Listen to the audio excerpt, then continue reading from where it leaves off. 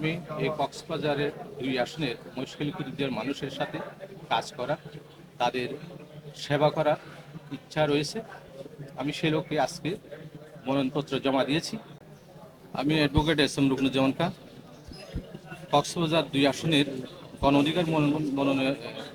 গণ অধিকার পরিষদের মনোনয়ন পেয়ে আজকে আমি মনোনয়নপত্র জমা করেছি।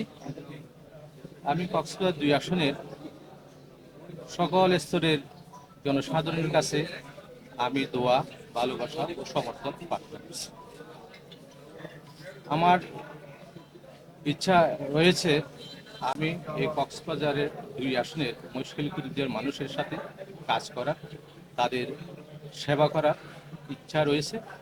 আমি সে লক্ষ্যে আজকে মনোনয়নপত্র জমা দিয়েছি।